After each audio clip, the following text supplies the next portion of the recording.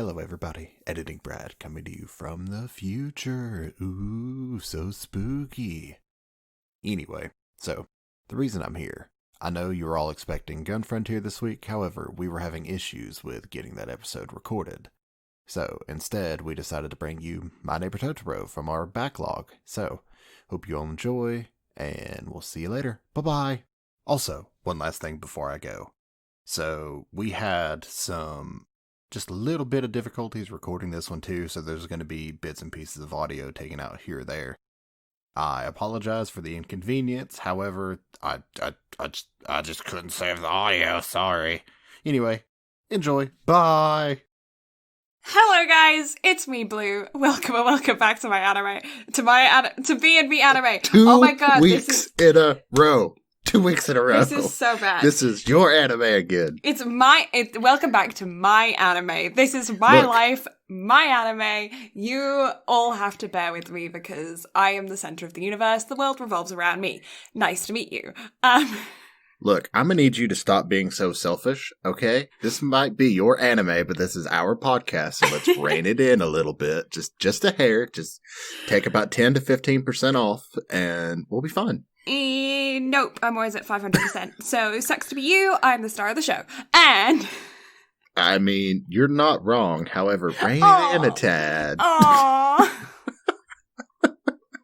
Anyway, you've already heard him. That is my stupendous co-host there. Ooh, changing it up this week. Hi, I am Brad.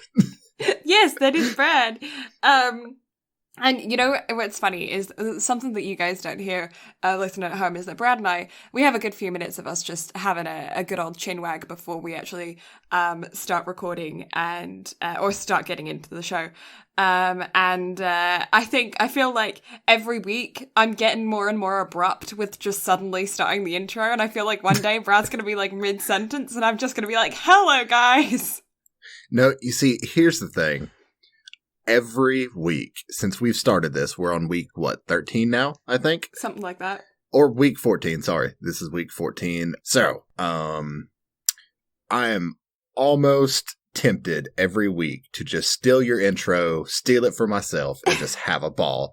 But I don't, because I respect you as a person, as a co-host, and because a certain someone who listens to this will probably kill me if I do. So I will keep it to myself. That's kind of funny though. It's just one week I'm just going to be like, and then Brad's just going to be like, hello guys. It's going to be abrupt and I'm just going to cut you off. It's going to be great. Yeah. It's going to be glorious, but just know I'm waiting. I'm going to steal your outro then if that's how we're playing this. I mean, sometimes you like to cut off my outro by saying bye super early, so you can have it. Well, I'm sorry then, okay? Look, okay, it's not my fault that you're that, concerned with getting out of here and getting away from me and trying to cut it short. But I gotta get my lines in. We're co-hosts. I gotta be somewhat important. You're not important. You'll never be important. I mean... You right? Oh, I was kidding. You right? Oh, jeez. Oh, how are you anyways? I hope you're feeling somewhat important at least. I always feel important. Oh, girl, please. That sassy snap there. Always the sass, 100%. But yeah, I'm doing well. Depending on when you hear this, because we're kind of in a weird flux of recording right now. Mm-hmm. Because Blue is getting ready to leave for Japan. Yatta! Yatta! Yeah, so just a quick briefing on that. We discussed possibly last week's. This is confusing. We're trying to do some backlogging for when I get to Japan. I'm trying to get some of these podcasts recorded. Because a certain someone doesn't trust me to be able to record these by myself. No, so. I don't. I have to supervise him. But also, we can't have one B without the other. Otherwise, it's just the B podcast, and nobody. Yeah.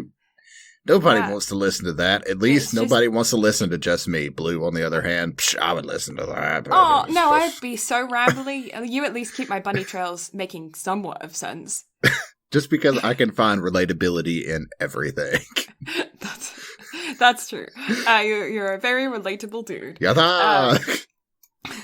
But yeah, so we're trying to backlog some podcast episodes for when I head off to Japan. And so we were recording 2 this week. And one of the ones that we had spoken about releasing this possibly weekend, possibly not, I don't know, has been very taxing for us to watch. I'm sure if you have any inkling as to if it's already out, then you'll know which one we're talking about. If it's not already out, then you'll have some fun for the future to figure out which one it is. But yeah, we were supposed to release that one this weekend.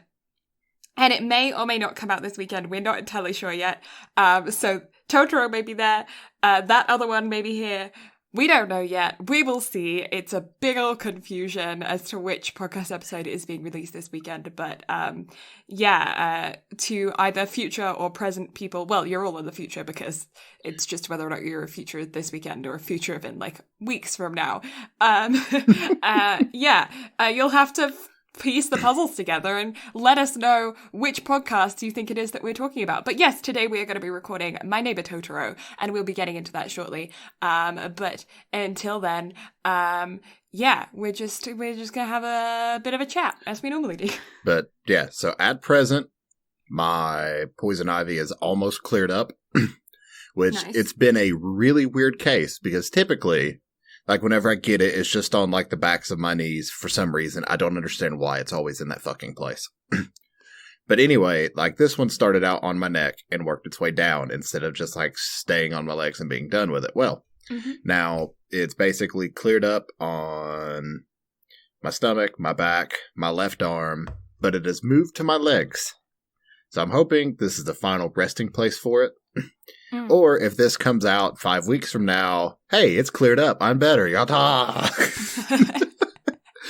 Brilliant foreshadowing. But yeah, so for right now, everything's fine. In that I can't really complain. I'm just about fully settled in with everything unless I do get the position that I posted for, then life is going to get hectic again for a little bit. However, I'm very excited with where everything is going for the future, both with this podcast, with possible life situations. I don't know. I don't do words. But outside of that, so I'm also really excited because I unlocked another emote slot last night on Twitch. Congratulations. I'm so happy because I have not done this yet and I have no clue what I want to do for it yet. Ooh, okay. So I don't know. You don't know? I don't, because I feel like I give you all of my really good design concepts, and then I leave nothing for myself. My 02 emote is my favorite thing. Yourself? I do not. Well, what about a Prickles? But you are the one who has the adorable prick. Well, then you can also have an adorable prick, and maybe have a boy prick. Maybe.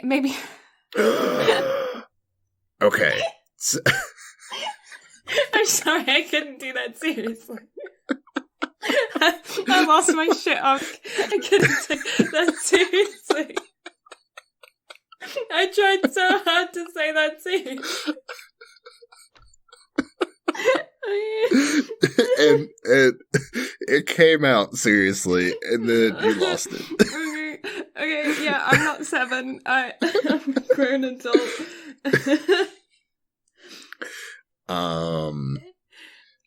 But are you really I'm not 7? 7. Though? I assure you I'm not 7. Oh, jeez. I'm sorry. That was just, I couldn't. Oh. Okay. Yeah. So, if I do design a boy Prickles, what am I going to do? Do you want with a bow tie? You see, I thought about that. Or a monocle and a top hat. Ooh. Have sophisticated Prickles. That's a sophisticated prick right there.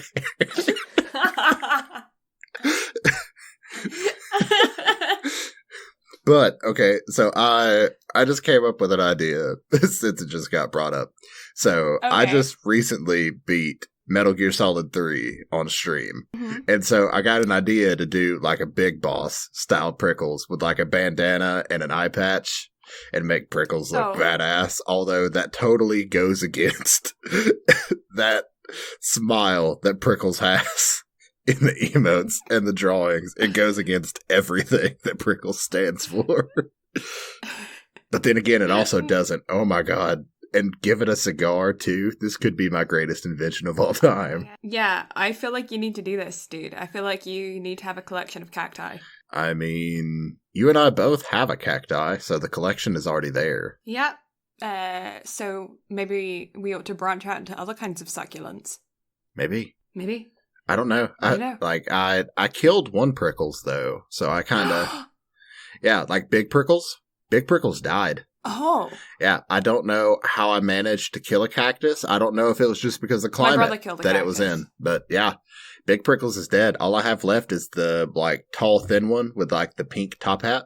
Right. And to everybody listening, if you haven't followed the Adorable Prick on Instagram, you're going to have no fucking clue what I'm talking about. However, Blue and I have cacti. Shameless promo. Yeah, shameless promo for the Instagrams. However, Blue and I have cacti. You can find photos over there. You'll see what we're talking about. Mine has a bow. It does have a bow. It does have a bow. It's also in the background of my streams. My brother also killed a cactus. I feel like the instructions that come with most cactus actually have you water it too much. And I feel like the reason why they have you water it too much is because people forget to water theirs. So they're like, well, if we say that they aim for this much, then they're not going to water it that much. And so they'll end up watering it the correct amount. Well, see, here's the thing. Like, I don't... Like, what is the proper watering amount for a cactus? Because with Big Prickles, Honestly, I was watering it like every 2 weeks, I think. Honestly, I don't know how mine's still alive because I forget to water it. And then every now and again, it'll be the end of stream, and I'll be like, oh, I haven't watered it. So whatever's left in my water glass, I'm just going to tip into the pot. And it's doing fine. So I don't have any kind of 2-week regimen. Sometimes I've left it for like 2 months and it's still fine. Other times I've like watered it 2 days in a row and then left it. Like, I feel like you just kind of need to kind of emulate Mother Nature and just water it whenever you remember. Because that's what I've been doing and it's been working fine. We're terrible cacti parents. Yeah. I'm really good at like watering like the outdoor plants. You know, I have strawberry patch, I have a wildflower patch, I have lavender and thyme and oregano and rosemary and sage and all of these other plants that I do really well. Lemon balm and chamomile, like so many plants I do so well at watering. But I think it's just because it's not outside and it's in my studio that I forget to water it. But because it's a cactus, it's just been living it up and doing fine. I am thoroughly confused by this because I figured Big Prickles just died because he wasn't getting enough light. Oh, no, mine's like in the basement. Yeah, so that's why I'm real confused. Yeah, like away from the window in the basement, mostly in a dark room all the time. Like, I don't know how it's alive, but it's doing fine. It's not growing. Like, it's the same size, but like I kind of enjoy that because I don't want it to like get really big. But I also don't think that cactus grow very quickly. Well, cacti, from my understanding, will grow as big as the pot that you put them in. So if you replanted Prickles in a bigger pot, then Prickles would get bigger. Maybe. I don't know. I don't do plants. Me play video games and me mix paint. That's all me good for.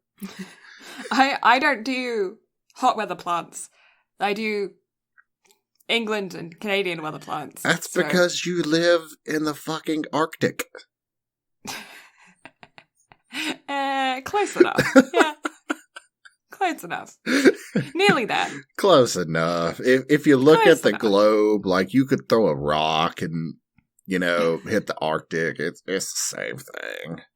I actually don't know what qualifies the Arctic as the Arctic. Because, like, some parts of Canada, when you get, like, passed up in the Yukon and stuff, like, where it all breaks up and gets into chunky bits, like, is that considered the Arctic, even though it's in Canada? Like, what is the Arctic and what's not? Because, like, there's no land in the North Pole. It's just ice. Like, that's why the North Pole isn't a country, because there's no solid land, whereas Antarctica is a country because there is land. Country? So Nah, where's fam. the That's a continent. continent? Whatever. Geography. I never took geography after the age of 10. You lucky bastard. I always hated Emigration. geography. That was my least favorite part of history is fucking geography. I was really good at geography. See, I was terrible at it. I would just be like, shape. It's that thing. Well, we always used to learn about like more than just like the locations of things. We were learning about like cloud formations and volcanic rock and like all of this fun stuff. That was science class. That wasn't geography. No, that's geography. That's geography. No, dude. fam, that's like physical science. No, that's geography. Wait, what sort of geography bullshit is is more this? than just location. Yeah, look up the study of geography. Geography is also, there's like people, learning about how people work with infrastructure and like how the world moves as a society and stuff. That's all part of geography. And then you've got like cloud formations, you've got like running water systems, like all that, like that is all considered geography. Okay, so there are one of two things that is going on here. Mm-hmm. Option number 1, you're wrong. Or option number 2, America needs to get its fucking educational system fixed. But we've already been on this rant, so we're not going down that rabbit hole again. I'm just going to Google the definition of geography because I'm pretty sure I'm right. Geography. The study of location of things. The study of places and the relationship between people and their environments. Geographers explore both the physical properties of the Earth's surface and human society spread across it. Boom, boy! Interesting. Mm-hmm. And that's from National Geographic.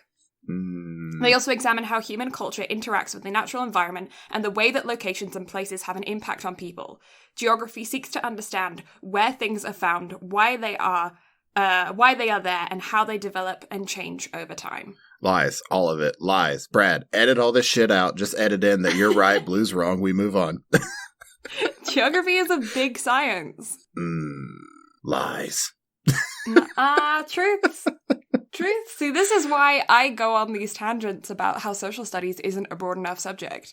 Like, it's too broad. Like, it's not specialized enough in the sense that, like, you do history, geography, religious studies, and government and politics all in one subject, and that's just too much for a student to handle, and those need to be separated. I think that it should be studied in schools. I just think that they need to understand what it is that you're studying, because I think that it would be really, really good to study psychology, but from an aspect of social interaction. So, understanding why a person might get up and walk away mid-conversation, and where that's coming from, you know, like understanding how about micro-expressions, you know, how to be able to read someone's face to know if they're uncomfortable in a situation, understanding how to deal with someone having a panic attack, understanding like etiquette. I think etiquette's a huge thing that they could teach in psychology in high school that would be super useful for the students in like business situations, then meeting the parents of your lover's situation, then what's appropriate in like a hospital situation. Like all of those forms of etiquette can be taught in social interaction via the course of psychology. And will just help people throughout their daily life as people, just help the students as people, understanding situations and why people act the way that they do, and how to like manage those situations and cope better.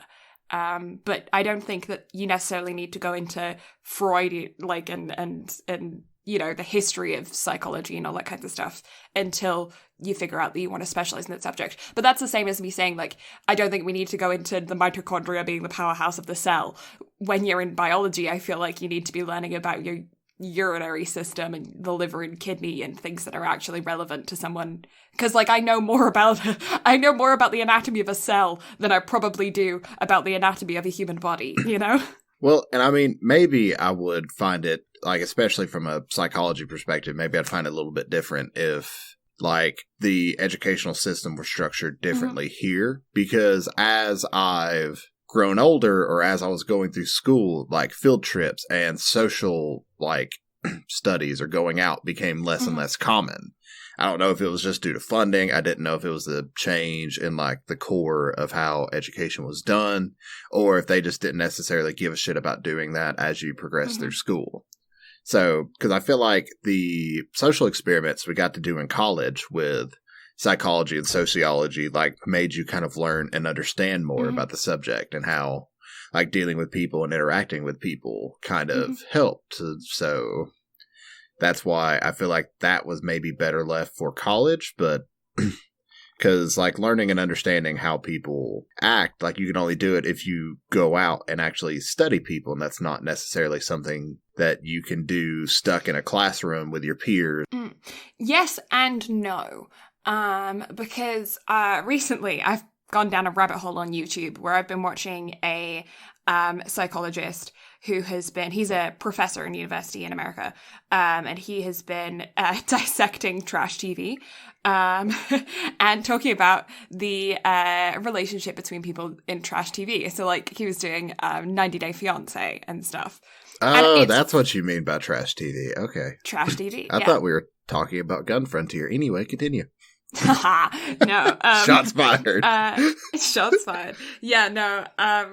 It's genuinely very fascinating. And I think that kind of stuff would be super useful to learn in high school at a young age, because it's talking about how to deal with an argument when you're in with another person, or how to express your emotions properly in a mature way that actually gets your point across, rather than being like sneaky about things, or expecting someone to be able to read your mind and to know what you're thinking because you made a sassy remark. And it's like, well, the other person didn't even pick up on the sassy remark that you made. And, learning how to communicate yourself better, and then learning why another person reacts the way that they do in those kinds of situations. And he was doing that by taking, like, these couples from 90 Day Fiancé and breaking down the situations that they're in. And I feel like that kind of stuff would be appropriate to teach in high school, because to me that's just like self-expression and just teaching you how to express yourself properly, your vocabulary, how to say simple things that are really, really hard to say, like, I am hurt, Like, how many people do you know in your life that can't just say, I'm hurt by this circumstance? And I feel like just having that as an open discussion, the younger, the better, is a good thing, in my opinion. And I feel like teaching that even before high school, in my opinion, would be a really good thing. And I think that needs to be added into the education system, getting more and more intense as you get older. And I feel like at high school level, doing something like that, just even if you didn't have it as like a whole semester of like a course or something, you just had it, like, for instance, we have career and life management here, where it's like you learn about sex ed and like all that kind of stuff, and then also how to do like job interviews, you type up a resume, that kinds of stuff in career and life management. And I feel like it could be a section of that where it's just like, okay, today we're going to talk about, for like this week period or this 2 weeks period, we're going to talk about self-expression and why people act the way that they do, and how to interact with people that you don't get along with. Like, if you're in a professional setting and you find someone that you rub the wrong way, and like, well, you've got to deal with them, you're at work with them every day. How do you interact with them on a good level that gets the job done, but also doesn't mean that you're having to pretend to be best friends with the person that you don't like, And all of that I can definitely say I 100% agree with. And that's not something that's even taught here. Like, all of those types of studies, like, we don't do at all. Like, we barely had a personal finance class that taught us how to, like, manage a checkbook. And literally our final exam was 4 weeks long, and literally all we did for those 4 weeks. And now this was a split semester class. The first half we had this, and then the second half of the semester we had ACT prep. So literally for 4 out of the 9 weeks, we literally did a life simulator, and that was it. Like, the only thing I remember out of that class is that I got 100 on the final because I had accrued a massive amount of wealth. Like, that was literally it. Like, nothing out of that translated, and we're losing more and more classes that I feel like could benefit from things like that, because I agree, you should be taught how to, like, deal with things like that, and especially from an early age, and also learning how to express yourself and being able to talk, because I know a lot of that would have been helpful for me back then, because I've never been good at expressing my emotions, and really haven't been until like the past year or two. Like I've always kept everything bottled up, and I would keep it bottled up until I would just literally explode. Like I've ruined, or at the time had ruined, relationships due to that. I have mended those, and has been with family. So I think that would definitely be a very necessary thing to be taught, like without a doubt. Yeah, and I feel, because like I was thinking about this earlier, I was like, well, how could you have that in a class? Like, what class would you put that under? And I feel like having it as a psychology segment will get students more interested in it, because I didn't know a single kid in high school that wasn't interested in psychology. Like everyone wanted to get into the psychology course because everyone was super interested in brains and you know, psychopaths and like all of that kinds of stuff. And you can get kids interested with that, and you can even talk about things that are a little bit more, you know, up their alley, but relate it back to, okay, how does that reflect to you? How does that reflect in your life? How does that reflect in you being able to talk about your emotions? Like a psychopath having their emotions. You could even do things like, I don't know if the school system would let you do this and if parents would like it, probably not, but I feel like talking about like old crime cases, like H.H. Holmes or something, like, you know, the murder mysteries and stuff of like millions of years ago,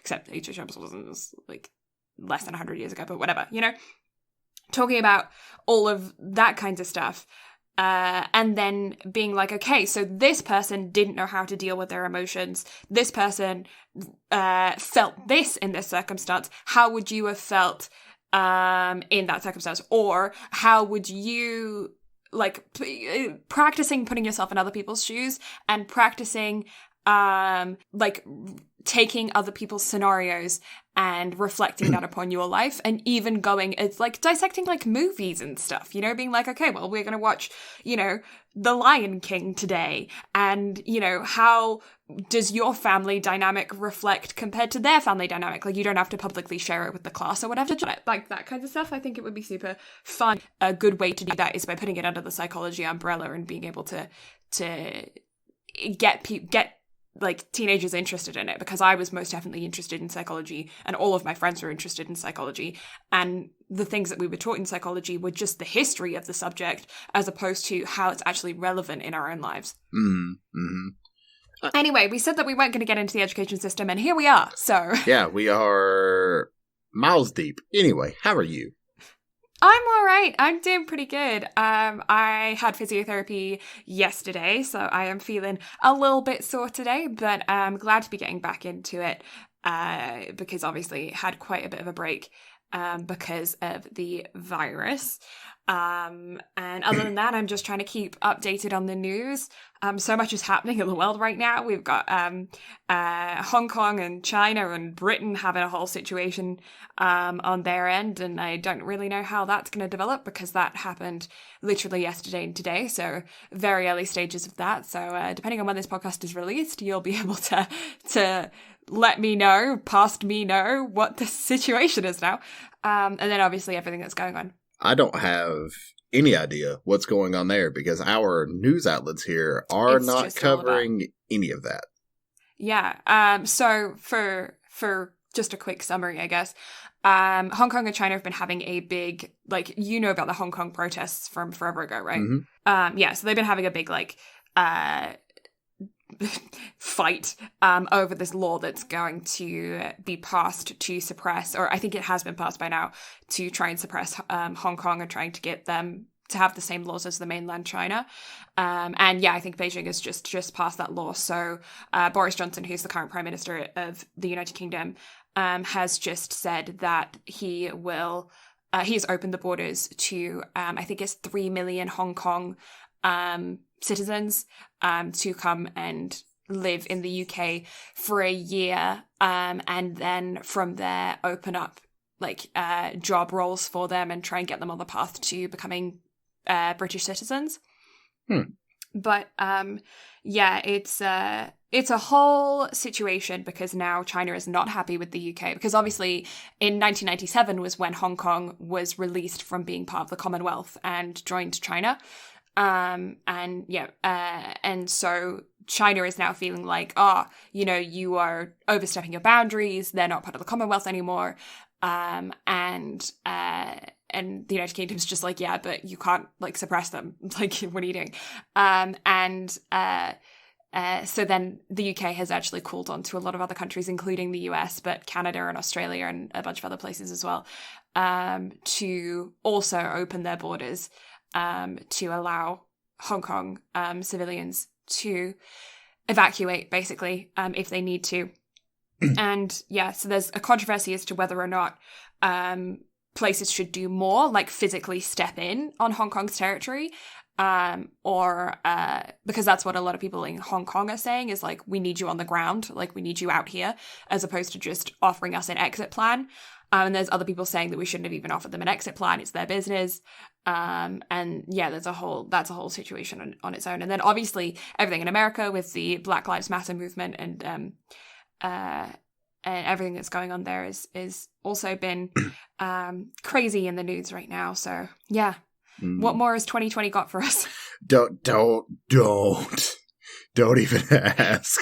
You have unleashed the juju. Oh no, what have I done? But yeah, no, honestly, this year has been insane already. And my last birthday that happened to my 19th. You have a birthday every year? I have a birthday every year, I do.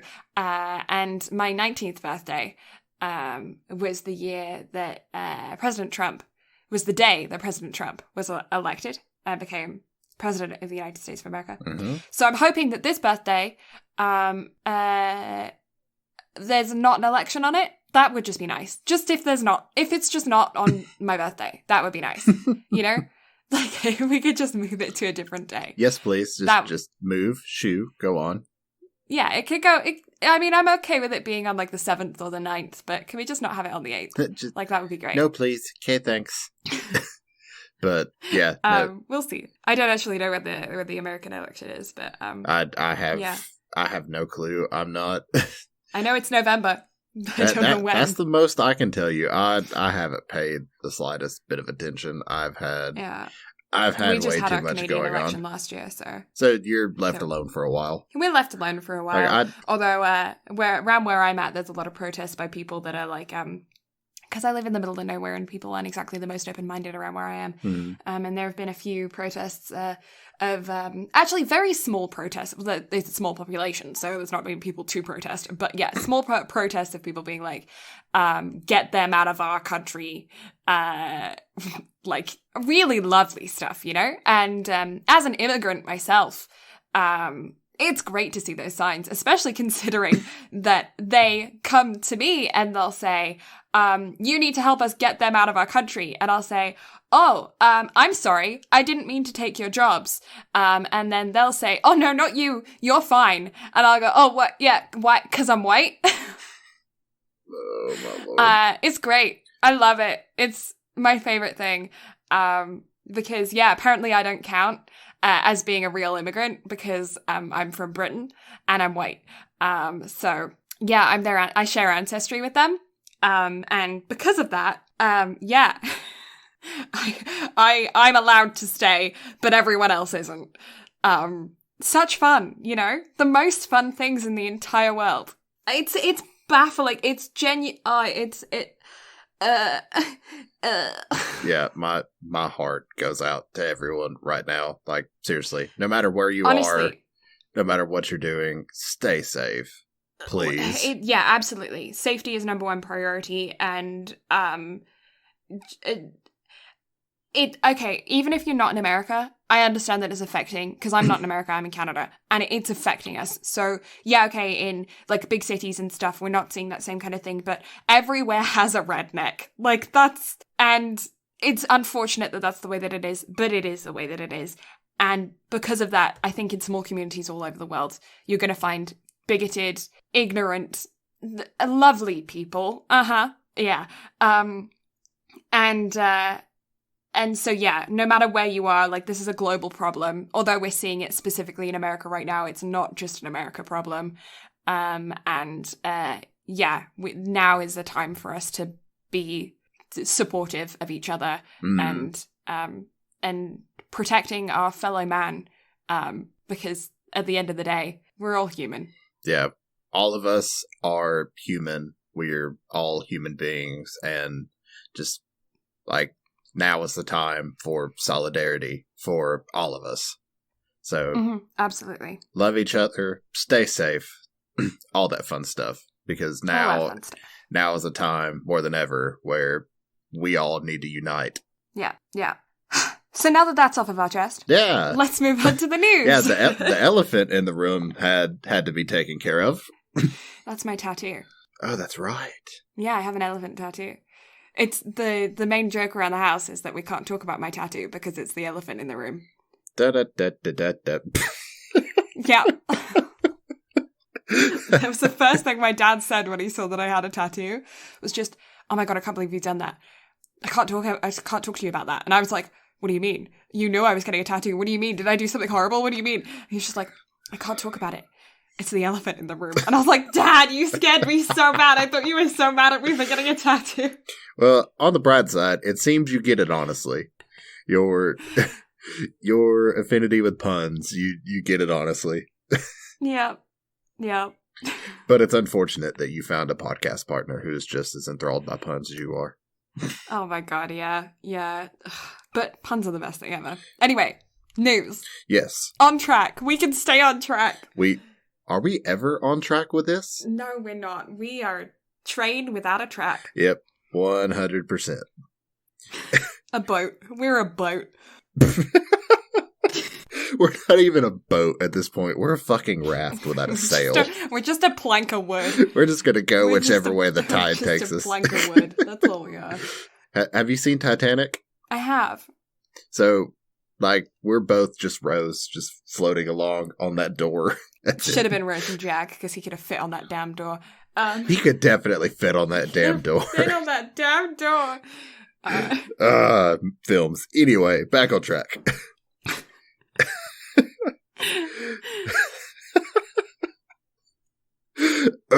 Focus. Okay. So, Sentai Filmworks has unveiled the After the Rain anime's English dub cast. Now, so this is an anime that I found out about due to, I think it was Crunchyroll's 2018 Anime Awards. Mm-hmm. And the only reason I found out about it is because the ED of the show was up for ED of the year. So I was like, okay, I'll check it out, see how it is. And listen to it, and I was like, oh, okay, this is pretty good. I'll watch the anime that's attached to it. And I got about maybe 6 episodes in. I was like, okay, this is odd. I like the animation style, but I got other stuff to watch. So I'm gonna move on. Mm-hmm. However, after I saw that they were making English dub, I was like, maybe it's time to give it another try, because maybe I might be able to focus a little bit better with it. I don't know. However, I was really intrigued by the choice for the main actress's voice actress because of who she played in some other anime projects, and I'm sure you're going to be intrigued by it as well, mainly because I didn't even know this anime had a damn dub. So, the voice actress who got the position in the dub is Lucy Christian, who is the voice actress for Chihaya. Oh. Yeah. Okay. Yeah, I had no clue that show even had a dub. And yet, looky there. Yeah, so this is, just for context, this Chihaya Furu is a show that I introduced to Brad, that we have both adored. And have been, it's been on our to podcast list for a while, but we've been recently doing things that we haven't seen before. Or like only one of us has seen, and since both of us have seen it, we haven't done it, but, I didn't know that it had an English dub at all. And it's a fantastic anime.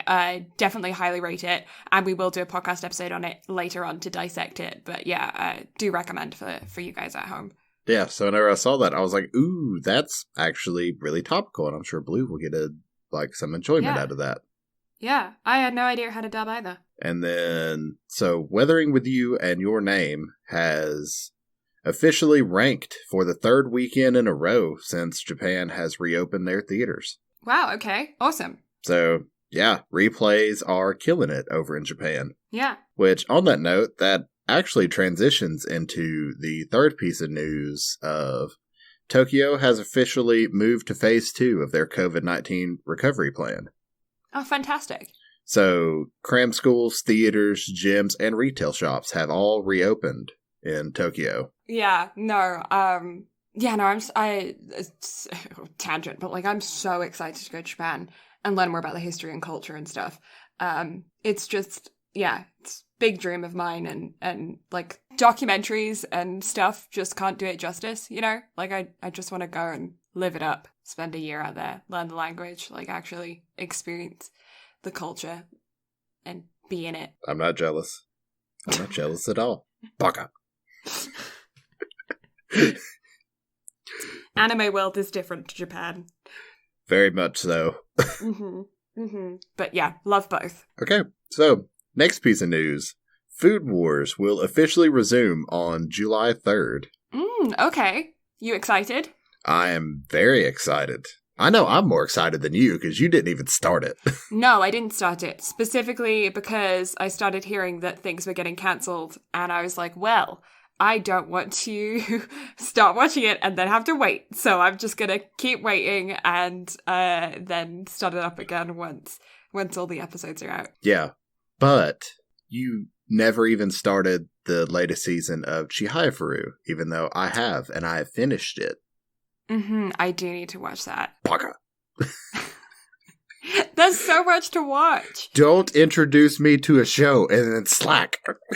I'm sorry, okay? I was too busy discovering the fact that my local secondhand bookshop has an anime section, a manga section, and I found a couple of the Prince of Tennis books, and I think everyone knows that I'm obsessed with Prince of Tennis, so what can I say? I now have volumes 17 and 18 of Prince of Tennis, but that's all that I have because I live in the middle of nowhere and I have to order the rest online, so...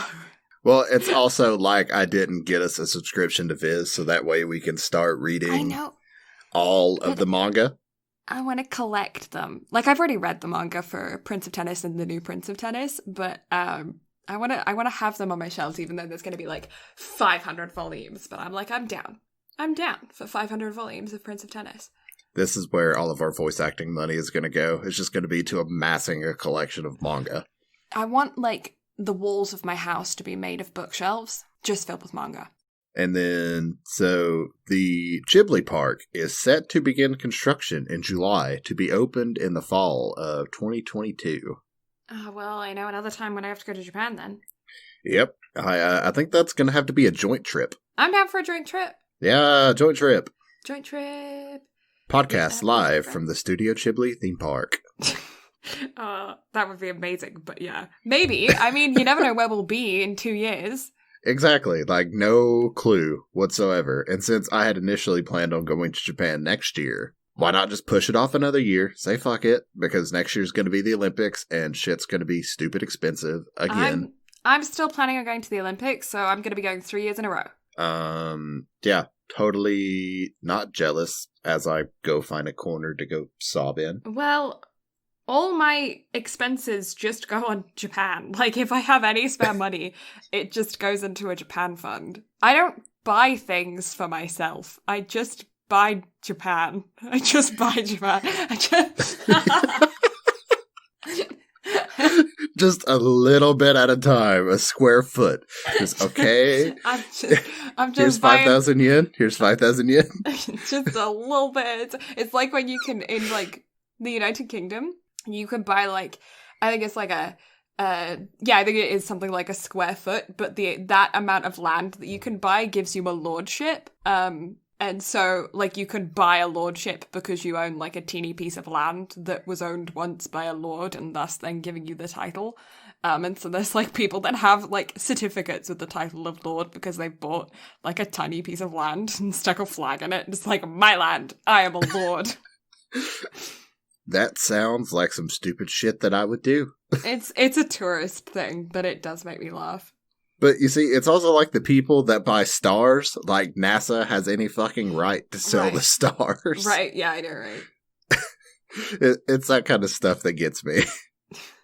I think you actually buy the name of the star and not the star. Like, you buy the rights to name it. I think that's what you buy. I don't know how that shit works. No, I don't know either. But anyways. And Is It Wrong to Try to Pick Up Girls in a Dungeon Season 3 has been delayed to either October or later, depending on how everything is going to fall, even though it was supposed to premiere in July, which is heartbreaking.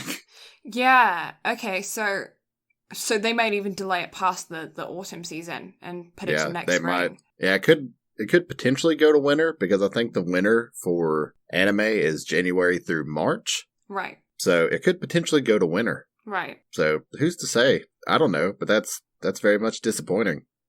How do you say winter? Winter? No, winter and then winter. Winter and then winter. No, but you didn't say the T when you said winter. Say winter season. Winter season. You're putting the T on. Yeah. When you listen to this back, you'll hear that you say winter and winter the same way. Huh. I don't know. You do, yeah. My brain just doesn't work. Either that or I feel like you're giving me shit, just like you give me shit for how I pronounce room. Yeah, no, I do give you shit for that one, because that one's just stupid. But oh, just like how you pronounce oregano? Oregano? That I didn't give you shit for you earlier? Yeah, I am the nice friend here. Hey, you have an interesting accent, okay? Look, okay, it's different, but it's wrong. No, yeah, that's a new one. I haven't heard that one before, winter and winter. Because, like, if I were to not say the T in winter, it would be winter. So, winter. So, it still sounds different than winter. Winter and winter. But you say winter and winter. I like how you had to add on just that touch of American accent to that. Well, I can't say that in an English accent, can I? Because it wouldn't sound the same, would it? I don't know. Maybe. I just said winner and winner as opposed to winner and winner. I am now self-conscious about how I speak. Oh, no, don't be. Podcast canceled. It's I don't know how to feel anymore. It's purely out of curiosity that I'm picking at you. I don't know. Sometimes it's all just how I pronounce it, I guess. Yeah. Because it's definitely, like, I don't know. Because it's kind of like pecan and pecan and other stuff like that. Pecan. Pecan. Pecan. Pecan.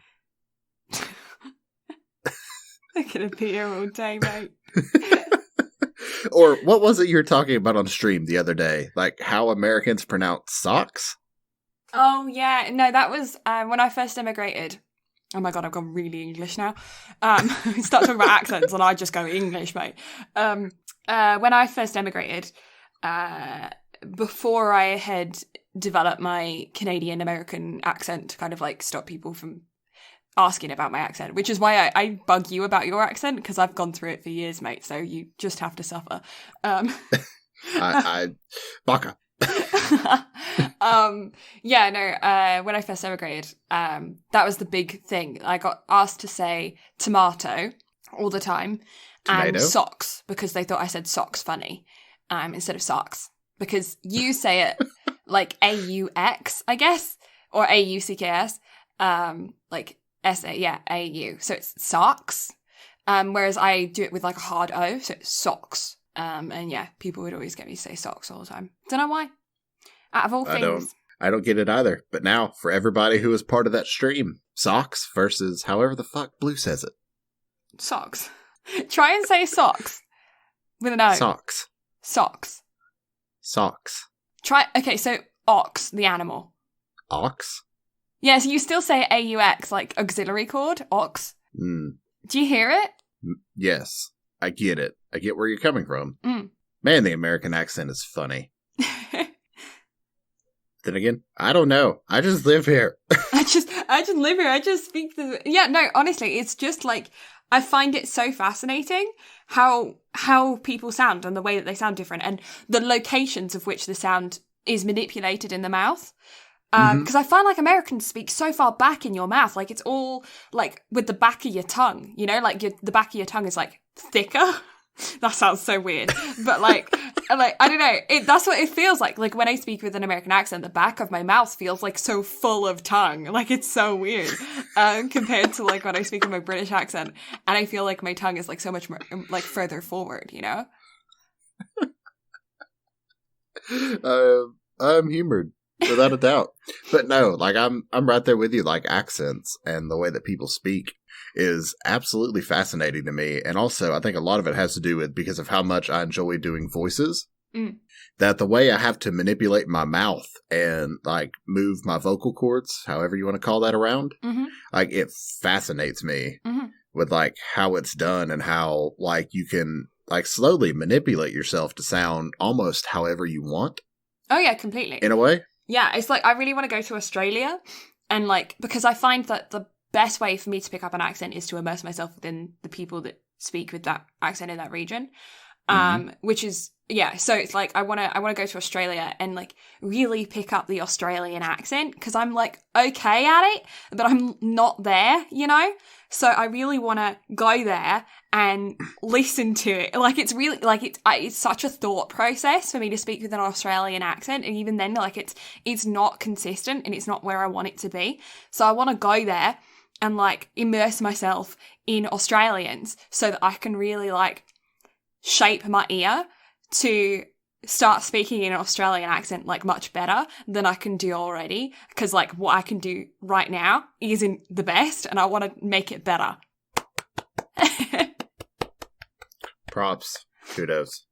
Thank you very much. I mean, it's not great, but I do want to, like, I think if I spend some time out in Australia. It genuinely is great, though. Like, that's really fucking good. Not gonna lie. But, like, I want to go. It's better than what I can do. Sorry? I said it's better than what I can do, so props. All the props. Oh, thank you. Thank you. I want to go out there and like, fully immerse myself in Australian people, because I find that's the absolute best way to pick up a new accent, is to just, like, immerse yourself in it. Or, like, maybe I need to, like, watch more Australian TV. I don't know.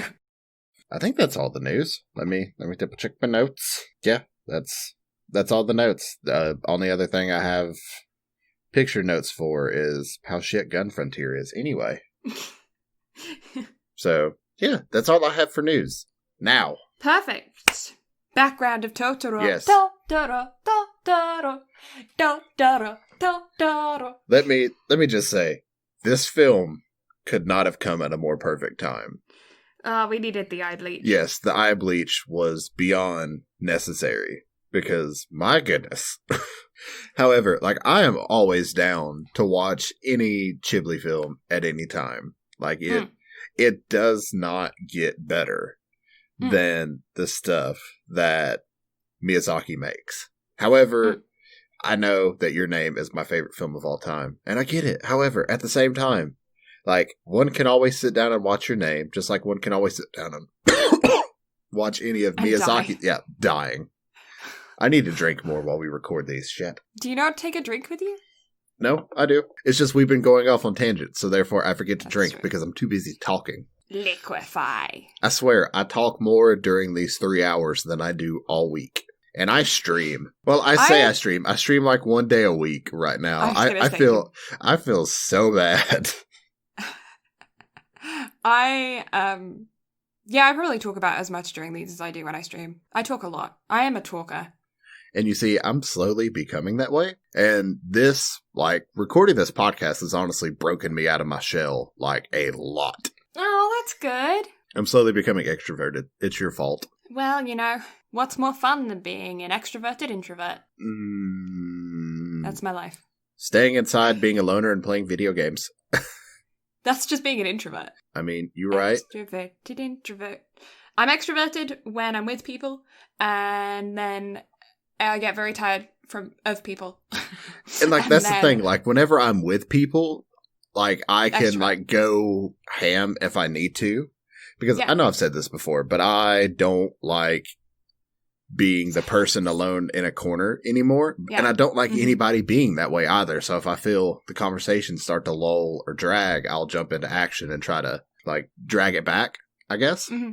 Yeah. But yeah, no, I've always been obnoxious. So I'm obnoxious when I'm with people, and then when I'm not with people, I get like I do definitely have a social meter, and like my social meter will get full, and then I will need to not social, and then I will be fine to then social again.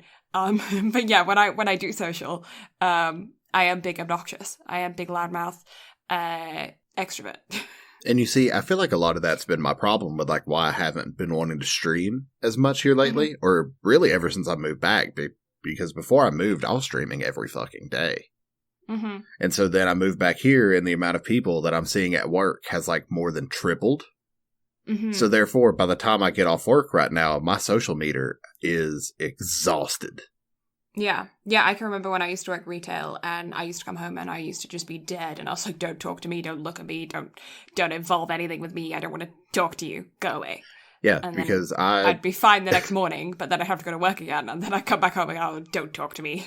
Yep, like that's essentially me, because whenever Yeah. I moved back, I moved in with my grandmother to kind of help keep watch on everything, and ultimately like just stockpile money to be able to eventually move out and buy a house. Like that was my ultimate goal in doing all this. However, like I've noticed on days where I work, I might say hey to her, and like I feel bad because I live with her, but that's all the social energy that I can possibly muster after dealing with as much as like the amount of people that I have to deal with at work.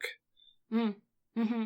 So yeah, I totally get that without a doubt. Social meter just bad. Yeah, right. But I'm slowly getting there. I'm slowly getting. Yeah, well, I more think it's just adjusted like to when it. you work out your muscles or your brain or whatever, your memory, like it does expand with time. It just takes diligence. My focus needs more focus. Because like I used to have such a big social meter when I was in high school, because I was in high school and then I would go to choir every evening, and then I was in theatre and I was with like a theatre company, and then that was the start of my modelling career and like all of this other stuff, and I used to have such a big social meter. And then after modelling, when I retired from that, I like kind of just hibernated for a while, and I'm now like building my social meter back up. Man, socialing is hard. Socialing is hard. And we tangented again. Did we? Just a little bit. What is a tangent anymore? Like, I feel like we just need to rename this podcast to The Tangent Show. The Tangent Show. Because that's essentially what it is. However. BnB Tangent. Yes. So, Totoro. Totoro. Totoro. Yes. So, Totoro was produced by Studio Ghibli. We have had the discussion of what Studio Ghibli is. If you don't know what Studio Ghibli is and you're an anime fan, check your Get out of anime here, Rob. card. Give me your anime card right now if you have no clue what Studio Ghibli is. Yeah. Because, yeah, Ghibli is anime. Like, without a doubt. Miyazaki was a huge part of my childhood. And now being an adult anime fan and seeing how anime is slowly becoming more mainstream, and the fact that I can go watch re-released HD versions in theaters in the next town over makes me beyond happy to be an anime fan. And also wonder where this was whenever I was a child, because I would have loved to have seen these films in theaters as a child, even though they were well beyond out by that point. Like, this film came out in 1988. This film is older than both of us, and yet it was like Kiki's Delivery Service. Its animation still holds up to the shit of today. Yeah, absolutely. I'm actually, okay, I don't know if you did any research into the voice actor, but is the voice actor of is the voice actor of Satsuki the same as the voice actor of Kiki? I did not look into this. Because as soon as she opened her mouth, I thought, oh, it's Kiki. So I don't know if they just have very similar voices or if it's the same voice actor, but to me they sounded very, very similar. Well, I feel like you could also get that assumption because the two main characters from Kiki and this one, they look very similar. Very similar. Yeah, Yeah. minus the clothes. Like, if you'd have swapped the clothes on either one of them, you probably wouldn't be able to tell the difference. Yeah, I agree. But, like, still. And that's not even a bad thing. Like, I don't care if the main characters look extremely similar, or even if they are exactly the same. Like, if you put them line over line, if they would be the same. I don't care. They're still amazing. But yeah, I didn't actually look into the voice actor of this one to actually have an answer for you on that one. Because honestly, whenever I was doing background for our 2 episodes for the week, I was more enthralled with the background of Gun Frontier because the background was better than the actual show. I am shitting all over Gun Frontier, and this isn't even the episode for that. Forgive me.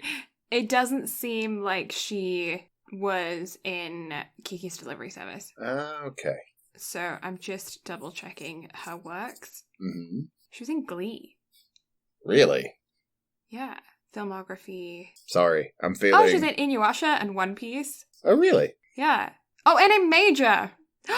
No way. Okay, sorry. In Hunter x Hunter, Detective Conan, Little Witch Academia. Little Witch Academia was an interesting show. I enjoyed Little Witch Academia. My Neighbor Totoro, Hunter x Hunter, Inuyasha the movie, Pokemon, Destiny, Deox, I don't know. Inuyasha, more Pokemon, Psychopaths the movie. Ooh, and that's interesting.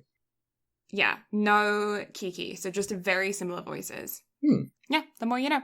Yes, the more you know. And then, yeah, was directed and written by Miyazaki-san, because of course it was. Mm-hmm. And yeah, it released in April of 1988. April Showers. It's a good rainy day film. 'Tis. Mm-hmm. Good time to be released. Absolutely. And this film also contained a lot of rain, so made a lot of sense. Did. Yeah. Although all the umbrella scenes, great. Amazing. Love Adorable. them. I love them. I enjoyed this film so much. Me too. I truly do adore all of Miyazaki's films. However, with this one, because of when we watched it, I appreciated it that much more. Yeah. Because it was such a sigh of relief. I've never been so happy to watch a good, wholesome film. It was truly heartwarming. And it is anyway, but if, I can't even recommend watching that other piece of garbage to the point to where, this is a great time to watch. It was a great time for us to watch this because we literally had to take a break from Gun Frontier to watch this. But just go watch this. Fuck Gun Frontier. Get it as far away from me as possible. Listen to this episode to figure out Brad's most hated anime. Forget Totoro. Brad's just gonna hate on a different anime for this whole episode. Okay. I'm sorry. I won't mention it again. I'm not promising anything, though. Is that all the background? Yes, that was okay. That's all the background. I feel like whenever we went into Kiki, I did as much digging into Studio Ghibli as was necessary, so I don't want to repeat myself. Mm-hmm. Yeah, so if you want to know more about Studio Ghibli and you haven't listened to our previous podcast, I do. Studio Ghibli or Ghibli? I never actually know. I pronounce it Ghibli. However, I guess it all just depends. Yeah, the romanization is done with a G, which makes me think that it's Ghibli, but I've never heard anyone say it other than a handful of people, so I don't know. I never hear it pronounced as Ghibli. I've always heard it pronounced as Ghibli. So that's how I pronounce it. However, I guess it's all just open to how you say it. Yeah, I don't know. I've never heard anyone. I've heard 3. I don't know. Let us know in the comments down below. I feel don't forget to like and subscribe. You know what I mean? I feel like such a weirdo. Okay. I'm not going to put up a spoiler warning just yet because... Oh, yeah. Check out our previous episode on Kiki's Delivery Service if you want to figure out more about Studio Ghibli, the background of them. But yeah, I'm not going to put up a spoiler warning just yet because I'm going to do a quick overview of My Neighbor Totoro for those of you who have not seen it. Yeah, so Totoro is a film that came out in the 80s, 1988, and it is about a pretty young family of a mom, a dad, and 2 young girls who are moving to the countryside. The 2 younger sisters, the dad decided that they were going to move to this specific house because he really liked the giant tree that's next to the house, and he liked the forest, and he thought it was a good location. And their mom isn't currently living with them for something that may be considered a spoiler, so I won't mention the specific reason as to why she's not living with them. I don't know if that's technically a spoiler or not. I mean, this film is kind of hard to spoil because, I mean, there's only one big thing in it that you could spoil, but, like, it's kind of hard to spoil in a way. I don't know. Was there... I honestly didn't think there's anything in this film to spoil, I guess, only because one it's thing all... is the incident with the younger sister at the end of the film. I think that could be considered a spoiler. Maybe, but... Yeah, it's just a very slice of life, kind of, like, they're just hanging out, and, like, the first half of the film is just chill. Like, it's just chill. So it's really, like, it's not...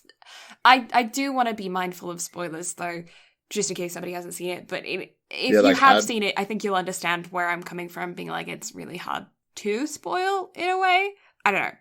But, so it's about this young family, and about these two young girls, and the fact that their house that they're living in is supposedly haunted. And it's just about little spirits and the forest guardian, and Totoro, who is on the cover of everything, and there's merchandise for him everywhere. I think everybody knows Totoro, even if they don't know his name or anything. I think everyone's seen him at some point. Like, he's a very iconic figure, just in the world, just in media, pop culture. So I feel like everyone knows what Totoro looks like. So then there's Totoro, and it's just about their interactions with the rest of their community, and them just hanging out and being kids, and them discovering the magic of their house and the forest that is next to their house.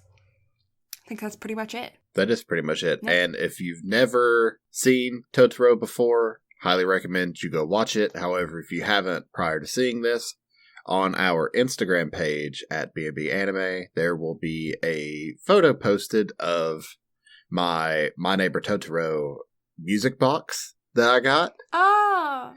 This is one of my most prized possessions, and so I figured it was the perfect time to actually use it as a photo, as like a promo image for this episode. Yeah. But yeah, it is absolutely adorable. I'll send you a picture of it afterwards, just because I feel like you'll love it. Yeah, no, I'm stoked to see that, because that sounds really, really cute. But consider yourself officially warned. Spoiler warning is up. Yata, spoiler hats. Spoiler hats. Okay, so I guess we'll just jump into the overview of the film. Or film, if you're Irish. That tickles me. Film.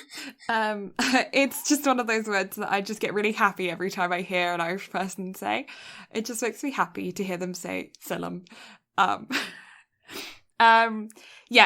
it's a family of a father and two young girls moved to a rundown house in the country. Next to the house is a very large tree. The two girls have too much energy. If I was babysitting them, I'd be exhausted after 5 minutes. Geez. Except, like, they're very much kids. They are. Like, that's the one thing I'll say about kids. Way too much energy. They are. Shit. Like, I need at least half of that. I know, right? Even just a cup of that energy would be great. Lovely dad. Can we vote best anime dad? Yes. Like, going into this, like, starting out to this point, like, you don't see the mom for, like, the first, 45 minutes? Yeah, like, good halfway through the film, yeah. Yeah, so I was going through it, and I was like, we're getting the reverse anime situation. Best dad, but where's the mom? Where's the mom? Yeah, no, best dad. Best anime dad of the 20th century. Oh, yeah, without a doubt, like... Yeah. Just so wholesome. Like, I love it so much. Yeah, so cute. And both open-minded. Parents are so open-minded. Love those open-minded parents. Mm-hmm. He is extremely good with dealing with his daughters whenever they start talking about like forest spirits and stuff later on. Like it's such an amazing dynamic. Yeah, it really is. Really is. The house is full of these little soot creatures that are very cute. And a young boy in the town calls the house haunted. The house is haunted. And then you're introduced to the nanny, who said that she could see the creatures when she was little. So it's assumed kind of the same thing as Your Name, where like you kind of grow out of it when you're older. Like being able to see spirits and communicate with that kind, like the side of things and that sort of thing. And I think that's the same in many, many, many cultures, because that's the same in British mythology. That children are more likely to see the Fae than adults. And then when you get older, like old people can see the Fae as well. And I think it's probably, if you're like a historian or something, you would just say, oh, well, that's because children have wild imaginations and adults with like Alzheimer's and stuff tend to say things that are a bit strange. So saying they're away with the fairies gives you a reason to explain that before we have the science to back it. But also my mythical brain is just like, but that's just because the veil is thinner when you're young. And I also kind of like to believe that, even though my science brain is like, dude, but like my mythical brain is just like, but it's fun.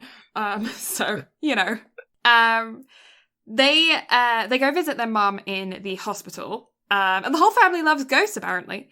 Yeah, so literally the first half of the whole movie, it's just them like moving in and running around the garden and doing like cartwheels and finding these little soot creatures and running around the house like crazy, meeting the neighbors, and just establishing the world and the dynamic between the girls and their father. And there's very little plot that happens during that. It's just like really cute interactions. It's that slice of life moment of where you're just looking in through the window of someone else's life. You know, it's mundane stuff. It's nothing exciting, but it's so wholesome and lovely and sweet to see. Not only that, but I probably would have watched that for like a solid 3 hours. I'd have watched the whole movie just if it had just been that. Yeah, because it's all the characters are beyond likable. Granny is amazing. Yeah. And even like Granny's actual grandson is hilarious. He is. Yeah. Yeah. Because I think that he has a crush on the older of the two sisters. Oh yeah, like without a doubt, because that's the way he acts throughout the whole film. It's just that stereotypical. I don't know what to do with my emotions. I've never felt this before. I'm a pick on her, but then in her time of need, I'm a help her But I'm not gonna help her. I'm just gonna throw something at her, and then run away, and then not talk to her again, and then lie about it to my mom, and then get in trouble. And it's very cute. It's such a cute situation. So then the next day, the older sister, who is named Tatsuki, goes to school. And the younger sister, follows a trail of acorns, which they've been finding all over the house. It's another thing that was happening in the first half of the movie is they've been finding these acorns that were all over the house. She follows this trail of acorns, which leads her to a little white ghost dude. And the reason why I say ghost dude is because he kind of goes translucent and then disappears for a while and then comes back, and he's a spirit. So I nicknamed this one Rabbit Totoro. Rabbit Totoro? Okay, so then there's Rabbit Totoro, who then teams up with a blue dude who's like baby Totoro. That's essentially it. Like, it's like you had the 3 different versions, I guess. Yeah. Ghost Totoro, blue Totoro, big Totoro. And did you notice, like, each one got slightly bigger, but also more detailed, too? Because the blue one was just solid blue, white one was solid white, then big Totoro had, like, all the detail in the fur. Mm-hmm. Yeah. Yeah. And the little ghost Totoro and the blue Totoro, they run away. And the reason why the reason why we're calling them Totoros is because Totoro is actually kind of, in a way, the name of the species as opposed to his name. Because the little girl, when she finds him, names him after the creatures in a book that she has. And so I guess like they're all Totoros as opposed to his name being Totoro. You know, it's not only that, but I think that's almost like that's what she perceived Totoro saying. Yeah. whenever she Whenever landed he on made him. the noise, Because she's yeah. like, "What's your name?" And that's just what she got out of it. Yeah, I agree. Yeah. And then she made the correlation to the thing in her book and was like, okay, so that's what he is. He's a Totoro. And so then she calls him Totoro, even though, yeah, she doesn't really give him a name. She names him the species that she associates with him. So they're essentially Pokemon. They're essentially Pokemon. And yeah, so she follows them into the forest and runs down this really cool little like trail, and then into a hole in the roots of the big tree where she meets Totoro, and it's really cute. And then she falls asleep on his stomach, and he seems so soft. Like, Oh yeah, like him and the cat bus they are seem like, so fluffy. yeah, it's like, can I just have a bed or a couch just that fluffy, please? Yeah, can I just be in the fluff? Thanks. Oh, I have a question. Mm-hmm. Totoro versus Snorlax in a giant sleep-off, who wins?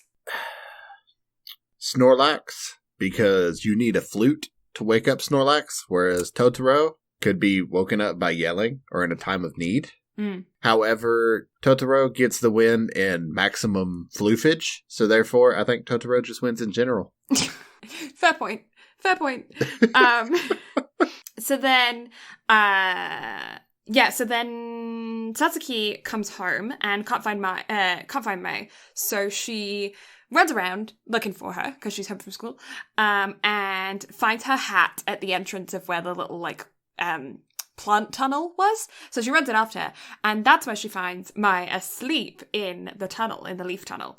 And then Mai's like really upset because she's like, "Where did Totoro go? Like, I found a Totoro that was Totoro." And when she runs through the tunnels again, the entrance is closed up and the tunnels don't lead to where they used to lead before. And so she runs out and she's like, and her dad and Mai are both like giggling, like laughing, but like not laughing at her, they're just laughing at the circumstance because she was popping in and out of the bushes and it was really cute and funny, and like I would have laughed in that circumstance too. And then she's all like, "You don't believe me, like I really met Totoro." And both the dad's just like, "We believe you, like we're not laughing at you, we both believe you." And the dad says, "Well, you must have met the king of the forest. And he doesn't come out very often, so that's why you can't go back and see him again, because, he doesn't come out very often, so you were very lucky to meet him." And Best Dad Award goes to him. And so then he's like, "Why don't we go and pay our respects at the forest shrine and thank everyone at the tree for looking after you?" And so that's what they go and do. They go to the forest and they bow at the tree and they thank Totoro and his friends for looking after Mai and bringing her back. And it was really cute. And yeah, Best Dad. Because even if, like, at this point, you don't know if the dad actually believes in spirits or if he's just, like, enhancing her imagination and just letting her be a kid. And so you just think that he's, like, I thought that he was just like, hey, she's just having a fun time with her imagination in the woods, so I'm just going to reinforce this. And I was like, "Oh, Best Dad." But I think... Yes, Best Dad. Yeah, I think later on you figure out that he actually does have some kind of knowledge about spirits, or he can see them at some point, or like he's had experience with them or something, because he's just too cool about stuff that happens that he shouldn't be cool about. But he's just like, yeah, it is life, you know? So then the next day when Satsuki is at school, Mai comes to bug her and joins her in class because she wants to like be with her sister. She's like, "I want to be there," and so she bugs her. And on the way home, it starts to rain, so they have to take shelter at the Spirit Guardian Shrine. But it's not like the main shrine; it's just like one that's in the middle of the road. So, there's like a couple shrines until it lights up. So Kanta is the boy who called them, called the house the ghost house and like ran away at the beginning of the movie. And he sees the two of them underneath this shrine waiting for the rain to let up. And he just like throws his umbrella at them and then walks off. And then they go home. And then on their way home, and then once they're home, they then decide that they're going to go and pick their dad up from the bus stop. So, and they're going to take an umbrella to him. So they take his umbrella, their dad's umbrella, and an umbrella for themselves, and go to return it to Kanta at his house on the way to their dad at the bus stop. And while they're on their way to return it, the mom is yelling at Kanta, being like, how could you have forgotten your umbrella on a day when it's raining this bad? He's like, I don't know, I just forgot it, you know, like I just left it. And she's like, you're so forgetful, like you need to start paying attention to things more, like how are you going to go through life if you're forgetting everything like this? And then the girls come and he just like runs away. And then the mom answers the door and it's just like, Kanta lent us his umbrella. You have to thank him for us for lending the umbrella. And she's like, oh, I had no idea. He's such a respectful boy. And I'm just like, yeah. And he's like watching this whole encounter from a distance. And then the girls leave, and the nanny, the grandma, comes in. She's like, who is that at the door? And he's just like, I don't know. And he's so pleased with himself. Mm-hmm. And it's so cute. And so anyways, then the girls head on to the bus stop to go and greet their father. But he wasn't on the bus that they expected, so they have to wait for the next one. But Maya is like falling asleep because she's 4, so she's done for the day. It's nighttime. She's done. And then Totoro just like quietly just joins them at the bus stop, and it's hilarious. It's just like, oh yeah, I need to catch my bus. Like I'm just gonna join you at the bus stop. So catch. It's great. Oh yeah, and the leaf hat. And he's got a leaf hat on. And so then Satsuki sees that he's just got this leaf hat on. And so she gives Totoro their dad's umbrella to kind of hold while he's waiting at the bus stop, and teaches him how to use it. And then like he's standing under a tree, right? They're in the forest, so they're standing under a tree. And the big raindrops from the tree leaves start falling on his umbrella, and he gets so happy about the noise that they make on the umbrella. So he like jumps and lands on the ground, and all of these giant drops just like splash down on the umbrella and make this huge noise. And he's so pleased with himself. He's like, this is the best thing ever. And then after the girls are just like, they're awake now, and like May's awake now, and they're just like just admiring Totoro and his insanity that is him, when all of a sudden they think that the bus is coming around the corner, but no, it's not their bus, it's Cat Bus. And Cat Bus is a creature with headlights for eyes, and oh my god, such a thing. 10 out of 10 best bus. 10 out of 10 best bus. Yeah, 100%. And so Totoro gets on the bus, but gives them a bundle of nuts and seeds as thanks for the umbrella, which he keeps. So, yeah, their dad no longer has an umbrella because it's now Totoro's. And then that bus leaves, Cat Bus leaves, and their dad's bus comes back shortly after. And then that night, Satsuki is writing a letter to her mother. She mentions that they plant all of the nuts and seeds that Totoro gave them. And then while they're waiting for the seeds to grow, it's taking a while, and they're like, oh my god, the seeds aren't growing. And they're like, every day they're out there looking at the seeds to see if they're growing. And then one night, Totoro comes, and he is doing a dance with the other little buds to make the seeds grow. And the girls, like, run outside. And they join in the dance. And they pop up all of the little seeds into their little saplings. And then Totoro's just like, beef boy, grow. And they all form into this giant tree. And I don't know if you can tell, but I'm actually making my hands into a giant tree above my head. I'm such a hand mover when I talk. I just suddenly got consciously aware of the fact that my hands were above my head making a giant tree.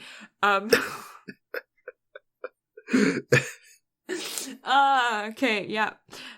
Talk with my hands. I talk with my hands. Okay. Best podcast partner ever. I am so pleased. Yeah, so then Totoro and them, they just jump on Totoro and they fly around for a bit. And the dad's just like, yeah, it is what it is. I look out my window and all of a sudden there's a giant tree there. Cash, no big deal. Like he's just fine with it. Like, yeah, I'm probably having a heat hallucination, but you know yeah, what? I've been working all with day. it. I come home and I'm still doing some work. I look out my window, there's a giant tree there and the girls are with Totoro. Like, it is what it is. Whatever. You see, I don't think he ever, like, actually sees Totoro. No. Well, no, he does at the very end, doesn't he? I don't think so. Because I thought he looked up to the top of the tree and saw the girls with Totoro. No, I think he just looked out, but I don't think he ever, because Saw them. there is Okay. no way that he could have saw the top of the tree sitting down inside the building. You never But if know. he did, good on him. I He mean, might it have is telescope anime. eyes. My Hero? Inspector Gadget. Because that sounds like... We were on different wavelengths. I mean, at least I'm saying it's true to the podcast. What's your excuse? Good theme tune? I mean, you're not wrong. Okay. And then, yeah, so they just have like a little montage of them flying around and it's very cute. And then the next morning they wake up and the giant tree is no longer a giant tree. They're just little saplings. And so then the girls go to the nanny's garden while the next morning or like a couple mornings after, and they explain to the nanny that their mom is going to come home for a couple of days just to trial out the new house because she's getting a little better, and so they think that she can handle a couple of days at home, and they want to see how she is reacting in the new house and stuff and getting used to it. But while they're there, they get a telegram from their mother's hospital. And obviously telegrams don't say much, so it just says, like, call the hospital or whatever, or we're trying to contact you. So then Satsuki is, like, panicking, right? Because obviously you get a telegram from the hospital, your anxiety is going to kick in, you're going to think for the worst. So she runs to the main house of Nani and Kanta to use the phone to call her dad, who's in Tokyo. That's where he works. And Mai runs along after, but falls down and kind of loses a track of the older two because Kanta was the one who let them know about the telegram, so he's with them. And when she's at the house, Satsuki finds out that her mother is too sick to come home. And so she's, like, not feeling too good. And Mai, she has this piece of corn, the corn on the cob, picked from the granny's garden, and she wanted to give it to her mum that weekend because Granny said that her vegetables will surely help make the mum better. And so she's like, oh, I'll give mum this piece of corn. And then when she finds out that she's not coming home, Mai kind of throws a bit of a fit, but I mean, she's 4.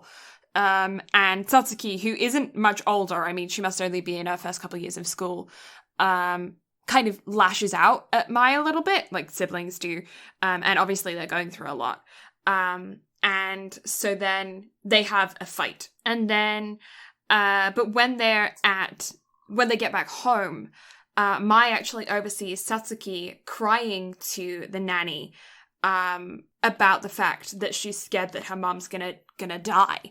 And Mai is like, oh, like, I think that's when in her 4-year-old brain, she finally, like, she got a bit scared because, like, in her head, mom's just got a cold, she'll be back soon.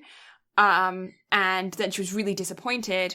And then Satsuki basically just said, well, what do you want, mum to die? And then they go home, and then Mai sees Satsuki crying, who's her older sister. It's going to scare a 4-year-old, right? So she's now pretty freaked out. So she decides that she's going to give the corn to her mom. And so she runs off. She runs down the street. And so then Satsuki is panicking, and she's, like, trying to find her sister, and the whole village kind of gets in on it, because all of a sudden Mai's gone, like, she was there and then she wasn't. And so Satsuki kind of figures out that she probably went to go and find her mom at the hospital, but the hospital is 3 hours away for an adult, so for Mai, it's, like, a long ways away. And they can't find her. They can't find her along the road. They can't find her anywhere, and they think that she must have gotten lost on the way to the hospital. And then Kanta, who is riding a bike, finds Satsuki, who has run as far as she can down the road to the hospital. He finds her, he catches up with her, and he says, you need to head back to the village. They found a sandal, one lone sandal by the pond, in the pond. So you need to go back there. I will continue on to the hospital. You head back to the village. And the whole village is like raking up the pond, hoping that she's not in the pond, but like still, you know, trying to find her if she is.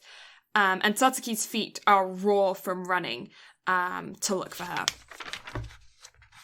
But as Satsuki gets there, the granny hands the sandal to her and says, is this hers? And Satsuki says, it's not her sandal. And I think everyone's kind of like, oh my god, jeez. And it's like a big breath of relief for everyone, but they still haven't found her. It's just that she hasn't drowned in the pond. And so then Satsuki just like all of a sudden, like she's exhausted by this point, but she like ups and runs into the forest and she's like, I gotta ask Totoro. So she goes into the forest and she finds Totoro. She's like, Totoro, help me find Mai. And so he takes Satsuki up to the top of the tree and he cries out and he calls Cat Bus.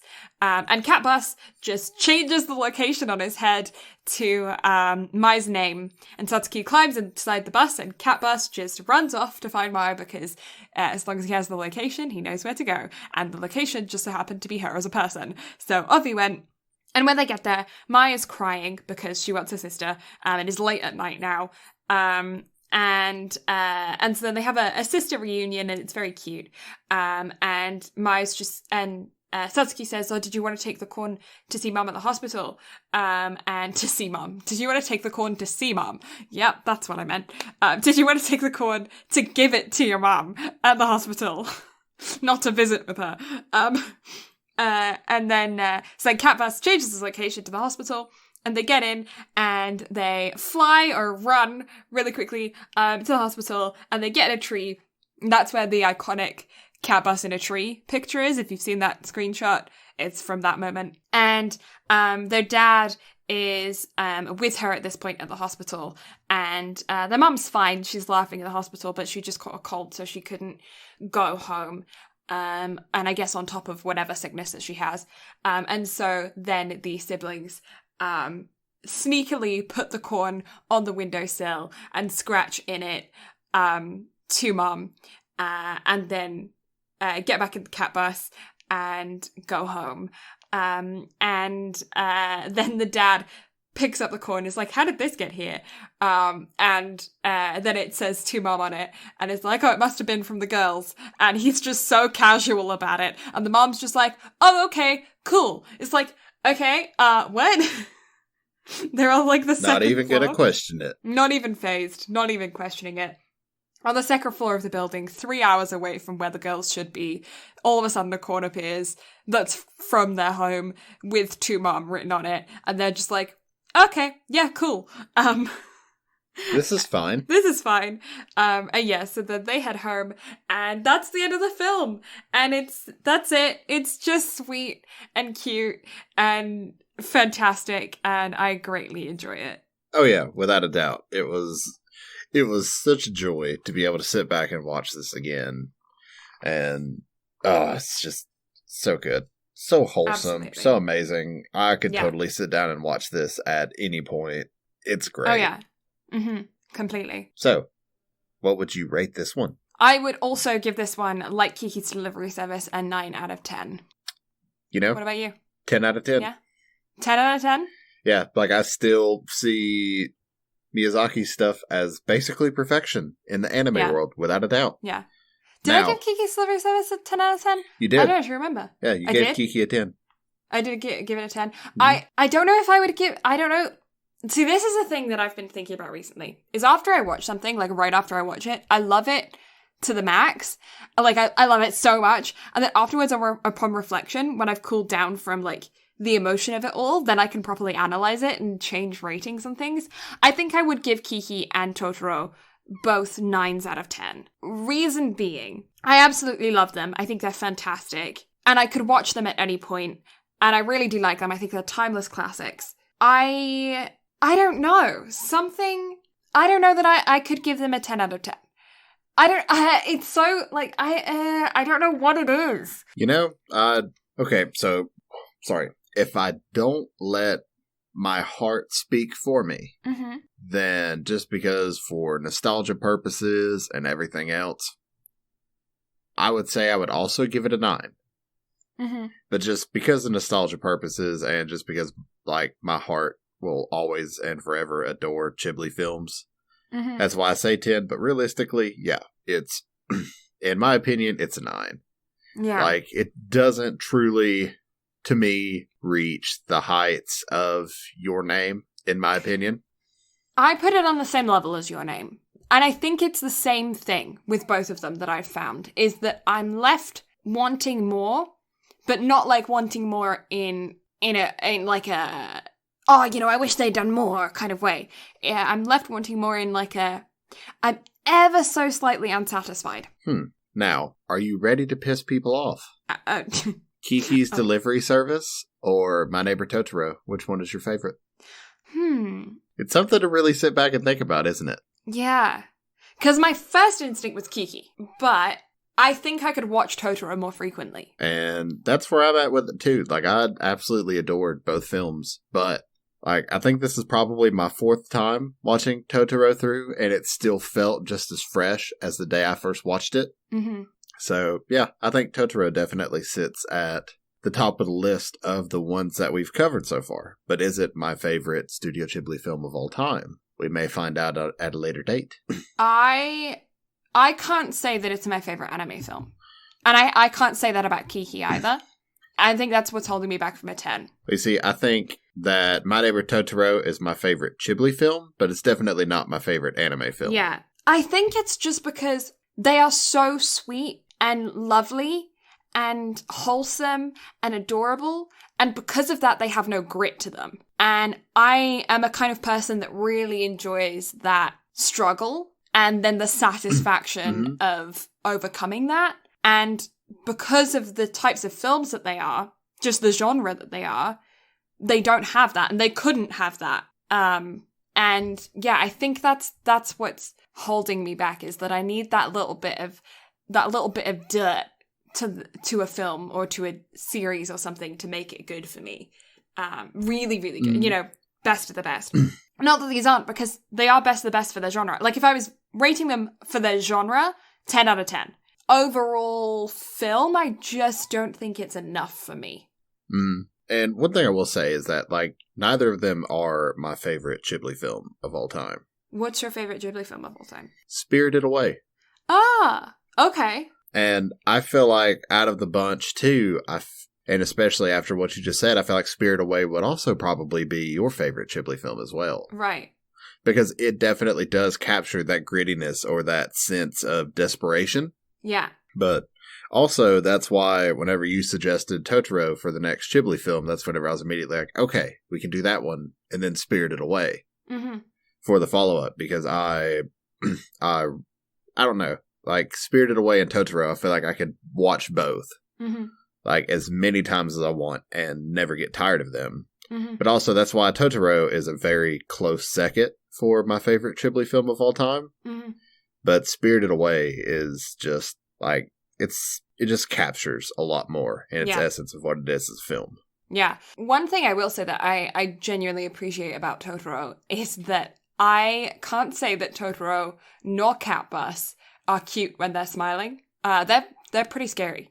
And I actually really appreciate that, because I grew up with a lot of children's books and mythical creatures and fairy tales and spirits and fairies and ents and demons and dragons and all of this kind of stuff that weren't pretty or cute in the traditional sense, that were good guys. And so I enjoy seeing that in films and stuff, because you don't often see it. Like in Disney, if you have a hero or like a good creature, they're always cute. You know, you never have an ugly good creature. And although Totoro is adorable when he's got his mouth closed, when he's showing his teeth, he's like pretty scary.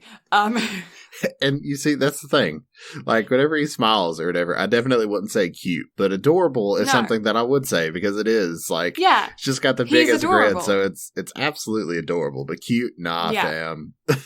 No, yeah. And I really appreciate that because, like, I grew up reading original fairy tales. I grew up reading, the kind of Cinderella stories where they had their heels cut off to fit in the shoe and the crows pecked their eyes out and blinded them. Like that was what I grew up with. And although it's not that extreme, it's nice to see elements of original fairy tales and spirited stories that I know they have in Japanese culture as well that aren't pretty stories because they're there for moral purposes and all of that kinds of stuff and to teach lessons. And I think that's kind of hinted at in the fact that both Cat Bus and Totoro are not exactly the cutest of creatures. And it kind of is like a nudge to that, like a little wink to that, and I do appreciate that. I can definitely see that. Mm-hmm. So, on the complete opposite end of fairy tales and all that other stuff, should this so happen to be episode 14, are you ready to hear what episode 15 will be? I am. So, you are a person of science.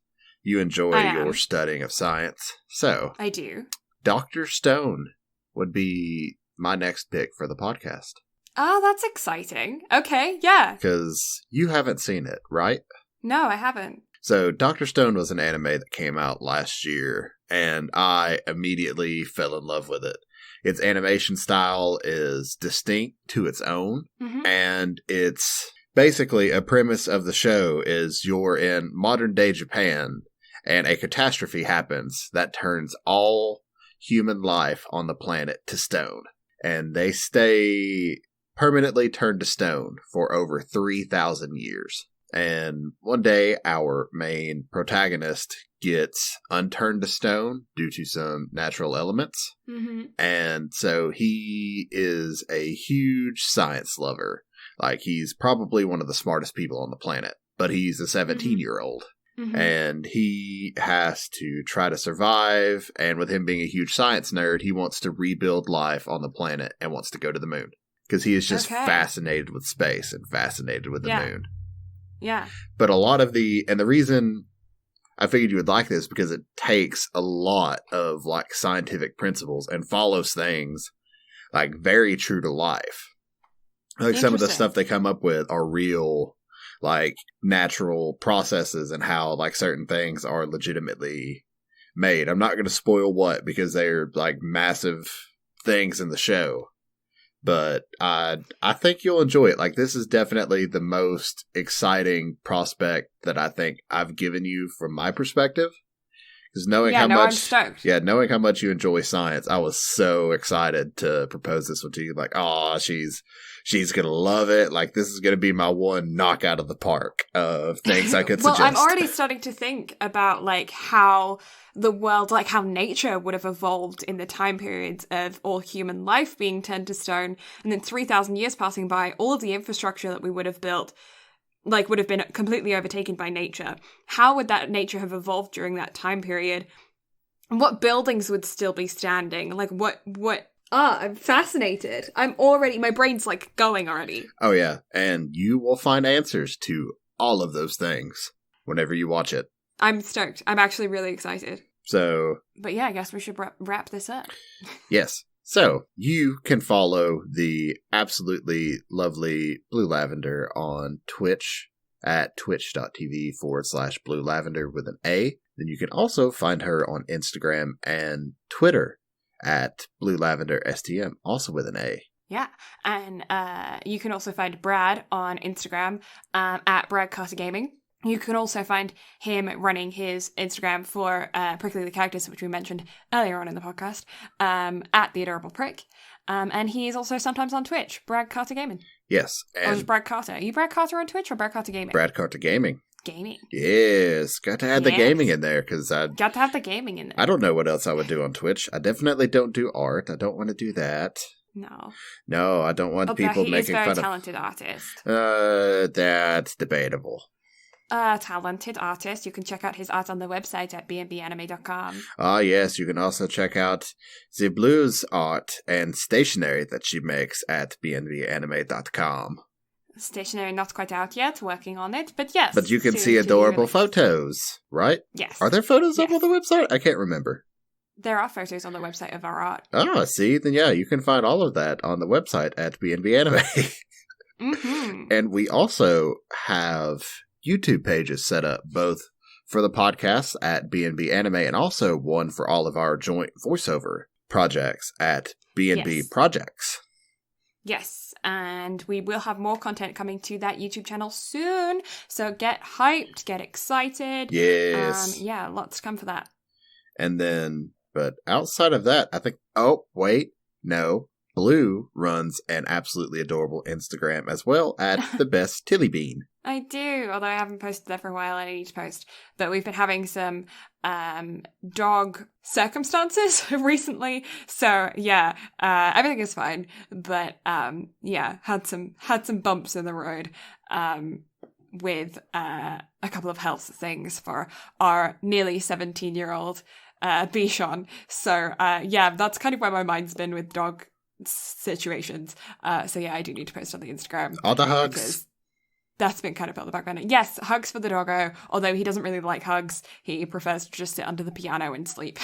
Then all the treats, all the piano naps. All the piano naps. All the piano naps. We can do piano naps. He's on a special diet now, so again, treats, probably not the best thing, but piano naps we can do. Yeah. But yeah, so I think that wraps us up for this week. So thank you all so much for listening.